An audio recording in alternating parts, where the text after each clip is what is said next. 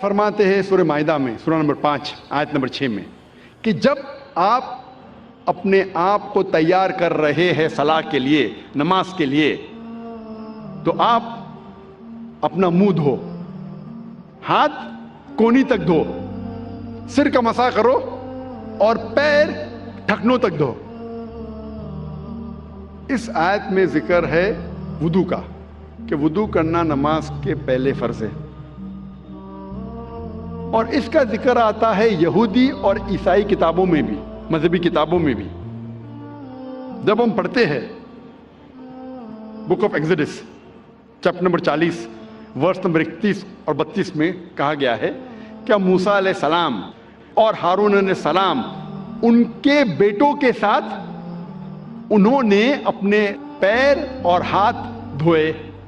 Moses and Aaron and the sons, they washed their hands and feet, and they entered the temple of congregation, and when they came close to the altar, they washed thereat. موسیٰ علیہ السلام اور ہارون علیہ السلام ان کے بیٹوں کے ساتھ ان نے اپنے ہاتھ اور پیر دھوئے، اور جب ٹیمپل اور کانگریگیشن میں داخل ہوئے، جب آلٹر کے نزدیک آئے تو ان نے اپنے آپ کو دھوئے۔ یہ پیغام پھر سے دہرایا گیا ہے بک آف ایکٹس میں چیپٹر نمبر 21 ورس نمبر 26 میں، جہاں کہا گیا ہے کہ پال along with the other men the next day washed and entered the temple of the congregation. Saint Paul دوسرے آدمیوں کے ساتھ دھویا اپنے آپ کو اور وہ ٹیمپل میں داخل ہوئے۔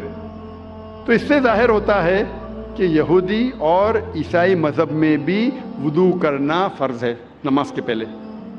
اللہ کے رسول فرماتے ہیں، لکھا ہے صحیح بخاری میں جلد نمبر 1 کتاب الصلاح چیپٹر نمبر 56 حدیث نمبر 429 میں اللہ کے رسول فرماتے ہیں کہ میرے اور میرے مومن کے لیے یہ ساری زمین، اس دنیا کی ساری زمین ایک مسجد ہے۔ مطلب ہم مسلمان اس دنیا کے کوئی بھی حصے میں، یہ ساری زمین پہ ہم نماز پڑھ سکتے ہیں، ہمارے لیے مسجد ہے۔ اللہ کے رسول فرماتے ہیں، جس کا ذکر ہے صحیح بخاری میں جلد نمبر 1 کتاب الادان چیپٹر نمبر 75 چیپٹر نمبر 75 حدیث نمبر 652، حضرت انس رضی اللہ عنہ فرماتے ہیں کہ جب ہم صحابہ نماز پڑھتے تھے تو ہمارا کاندھا ہمارے صحابہ کے کاندھے سے لگتا تھا، ہمارا پیر صحابہ کے پیروں سے لگتا تھا۔ اللہ کے رسول فرماتے ہیں، صحیح حدیث ہے سنن ابو داؤد کی جلد نمبر 1 کتاب الصلاح چیپٹر نمبر 245 حدیث نمبر 666 اللہ کے رسول نماز شروع کرنے کے پہلے پلٹتے اور کہتے ہیں کہ اپنی قطار کو سیدھی کرو، اسٹریٹن یور رولز، اور کوئی جگہ بیچ میں مت چھوڑو، اور جگہ کو قریب کرو تاکہ شیطان آپ کے بیچ میں نہ آئے۔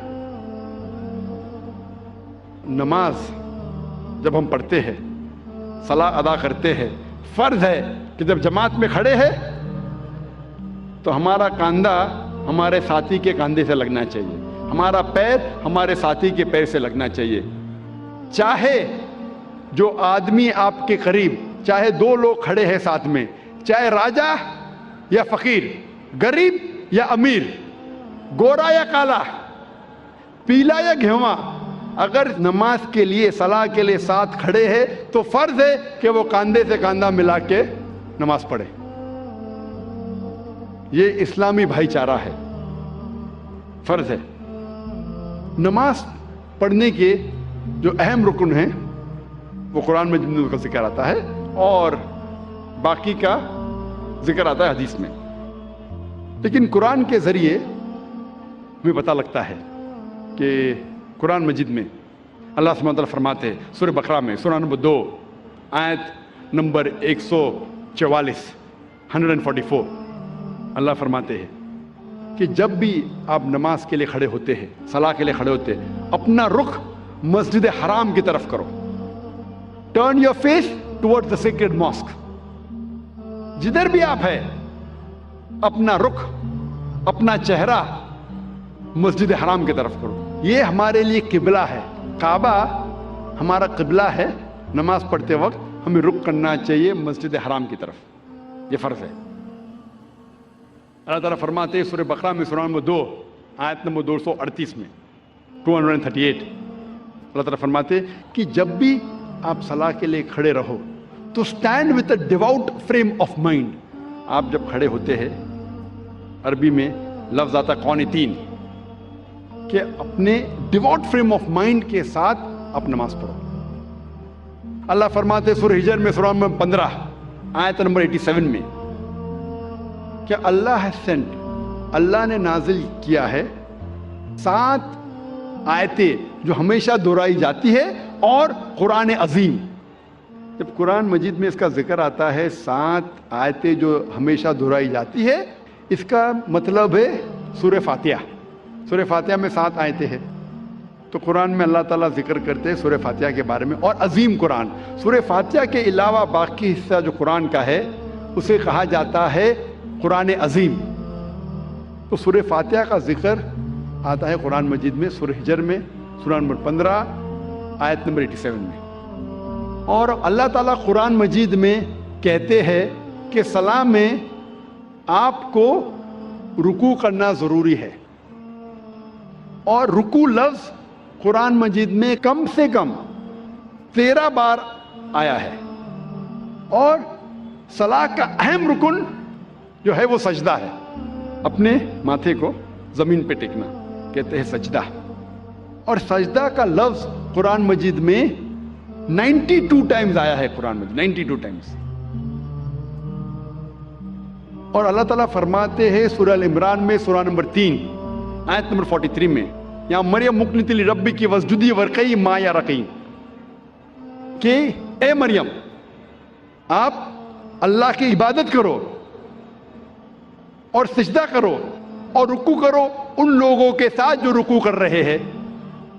اور اللہ تعالیٰ فرماتے ہیں سورہ حج میں سورہ نمبر 22 آیت نمبر 77 میں کہ اے مومنو رکوع کرو اور سجدہ کرو اور اچھے کام کرو تاکہ آپ فلاح پاؤ. تو کئی بار قرآن مجید میں کہا گیا ہے رکوع کے بارے میں اور سجدے کے بارے میں. اور اس کے علاوہ قرآن مجید میں کئی بار کہا گیا ہے اطیعوا اللہ واطیعوا الرسول. اللہ کی اطاعت کرو اور اللہ کے رسول کی اطاعت کرو.